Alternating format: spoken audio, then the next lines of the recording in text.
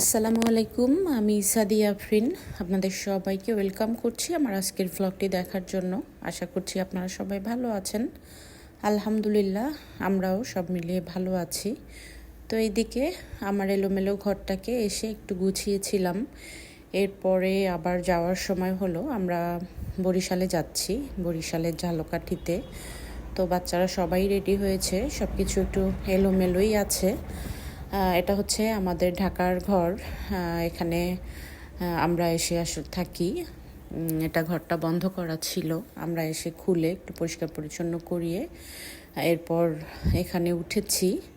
তো এটা আমার 10 বছরের সংসার ছিল এখানে। আমি 10 বছর যখন বিয়ের পরে বাংলাদেশে ছিলাম তখন এই বাড়িতেই ছিলাম। তো এটা আমাদের বাড়ি। তো যাই হোক, আমরা ঘর আবার বন্ধ করে রেখে আমরা বরিশালের উদ্দেশ্যে যাচ্ছি। চমৎকার একটা ওয়েদার, ঠান্ডা না গরম না। তো আমরা যেহেতু বরিশালের মানুষ, সবসময় তো পদ্মা সেতু দিয়েই যাই, আর পদ্মা সেতু হওয়ার পর থেকে আমরা সবসময় গাড়িতেই যাওয়ার চেষ্টা করি। 4 থেকে 4.5 ঘন্টার মধ্যে আমরা পৌঁছে যাই। তো এই তো আমরা পদ্মা সেতুর উপরে উঠেছি।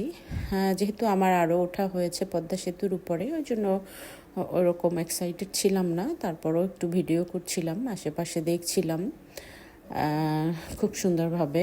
আর আমরা 11:30টার দিকে রওনা দিয়েছিলাম।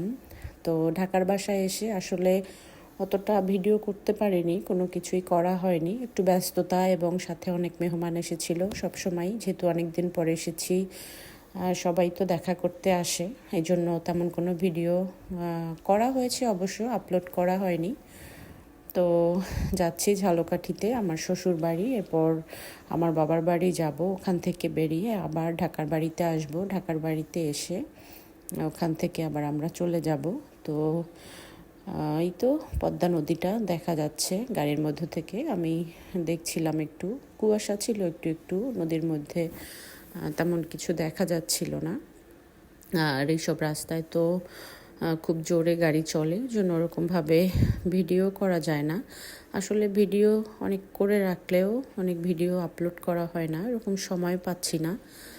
আর অনেক আপুদেরকে তো আসলে সময়ও দিতে পারছি না, কিন্তু আপুরা সবাই আমাকে সময় দিয়ে যাচ্ছেন। সবাইকে অসংখ্য ধন্যবাদ আমাকে সময় দেওয়ার জন্য।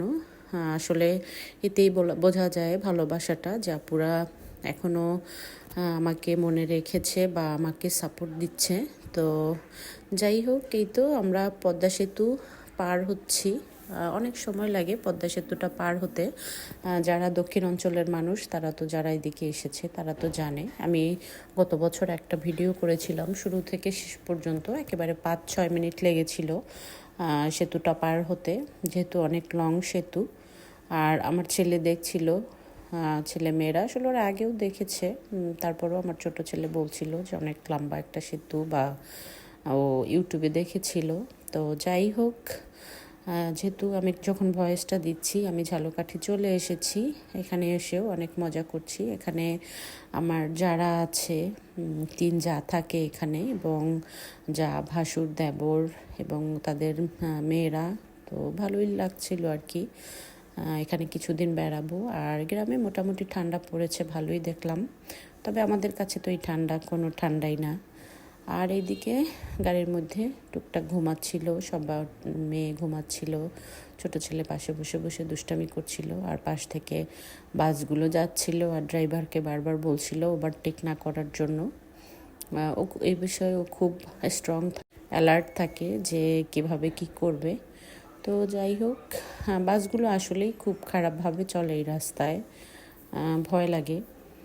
আমরা যেহেতু গাড়িতে আগে এরকম আসতাম না, পদ্মা সেতুটা হওয়ার পর থেকেই গাড়িতে আসা যাওয়া করছি, কারণ আমাদের সাথে অনেক ব্যাগ থাকে, এই জন্য গাড়িতে আসলেই সুবিধা হয়।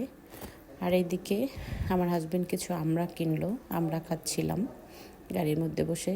প্রচণ্ড মজা পেলাম, অনেক দিন পরে আমরা মাখা খাচ্ছিলাম। আর এইদিকে সবাই তো আসলে একটু টায়ার্ড হয়েছি। ঢাকার বাড়িতে এসেও তো এরকম রেস্ট করা হয়নি, যেহেতু মেহমান সবসময়ই মেহমান ছিল আসা যাওয়ার মধ্যে। আমরাও বিভিন্ন জায়গায় গিয়েছি। তো যাই হোক, আস্তে আস্তে দেখতে দেখতে বিভিন্ন গ্রামের পথ ধরে যাচ্ছিলাম। আসলে গ্রামের পথগুলো, গ্রামের ক্ষেত, মাঠ, রাস্তাঘাট এগুলো আসলে বরাবরই ভালো লাগে। আর যেহেতু এখন শীতকাল, এই জন্য বিভিন্ন ধরনের রবি শস্যগুলোও দেখতে পেলাম খেতে। মনে হচ্ছিল গিয়ে ক্ষেত থেকে উঠিয়ে নিয়ে গিয়ে আসলে এগুলো রান্না করে খাই, এত ফ্রেশ বা এত মজাদার জিনিস। তো যাই হোক, নদী নালা খাল বিল পেরিয়ে আমরা প্রায় চলে এসেছি বরিশালের কাছাকাছি। তো বরিশাল পার হয়ে এরপর আমরা ঝালকাঠির দিকে যাব। আর বরিশাল আসলেই তো আসলে একটা অন্যরকম ভালোবাসা কাজ করে, যেহেতু বরিশালের মেয়ে আমি। যেখানেই থাকি না কেন, বরিশাল বললে আসলেই জায়গাটা আসলেই একটা সেন্সিটিভ জায়গা। আত্মীয় স্বজন সব, আমাদের জন্মস্থান সব তো এইদিকেই।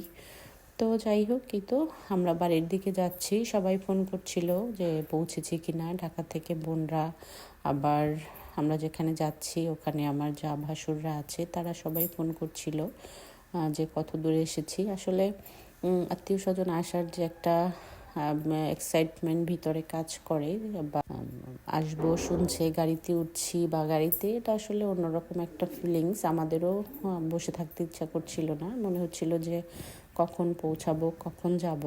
তো আমাদের প্রায় 4.5 ঘন্টার মতো লেগেছিল ঝালকাঠিতে আসতে। আগে যেখানে হয়তো 8-9 ঘন্টা লেগে যেত। তো বরিশাল শহরটা একটু তাকিয়ে ঘুরে ঘুরে দেখছিলাম সুন্দর করে। আর আমাদের কিছু মিষ্টিও কিনতে হবে, এই জন্য মিষ্টির দোকান খুঁজছিলাম। তো আমাদের ভাসুর ছিল আমাদের সাথে, উনি বলছিল কোথা থেকে মিষ্টি কিনলে ভালো হবে। তো আমরা মিষ্টির জন্য আবার কিছু সময় অপেক্ষাও করছিলাম। আর রসগোল্লা খেতে কার কার ভালো লাগে আপু ভাইয়ারা জানাবেন। আমি খুব পছন্দ করি, আমি একসাথে পারলে 4টা-5টা খেয়ে ফেলি। তো ভালোই লাগলো। এটা হচ্ছে বরিশাল রূপাতলি ক্রস করে আমরা যাচ্ছি। তো এখান থেকে আবার আমার বাবার বাড়ি যাওয়ার পথ, একদিকে শ্বশুর বাড়ি যাওয়ার পথ, একদিকে বাবার বাড়ি। তো আগে শ্বশুর বাড়ি বেরিয়ে আসি। এটা হচ্ছে কালোজিরা ব্রিজ বলে এটাকে। এখান থেকে পার হয়ে এরপর ঝালকাঠি। তো যাই হোক, বিভিন্ন জায়গায় ঘুরেছি, বেরিয়েছি। মক্কা মদিনাতেও তো অনেক ভিডিও করেছি, আসলে সবগুলো এখনও শেয়ার করতে পারিনি। ইনশাল্লাহ একের পর এক সবার সাথে শেয়ার করব, কোথায় গিয়েছি, কি করেছি, আর সামনেও কোথায় যাব, কি করব। তো সবাই ভালো থাকবেন, আমাদের জন্য দোয়া করবেন। আর আমার সাপোর্ট করার জন্য অসংখ্য ধন্যবাদ সব আপু ভাইয়াকে, যারা আমাকে এখনও ভালোবেসে যাচ্ছেন। আমিও ইনশাল্লাহ আস্তে আস্তে কন্টিনিউ হব। তো দোয়া করবেন সবাই আমাদের। তো এই তো আমি আসলে ভয়েস দিচ্ছিলাম, ঘর ভর্তি মানুষ ছিল, সবাই টুকটাক কথা বলছিল। তারপরও চেষ্টা করছিলাম একটা ভিডিও আপলোড করার জন্য, কন্টিনিউ থাকার জন্য। তো এইদিকে ঝালকাঠি আমার শ্বশুরবাড়ি কাছাকাছি চলে এসেছি। এই ফাঁকে আপনাদের কাছ থেকেও বিদায় নিয়ে নেই, পরবর্তীতে শেয়ার করব কি করলাম, কোথায় গেলাম, এই প্রত্যাশায় আজকের মতো আল্লাহ হাফেজ।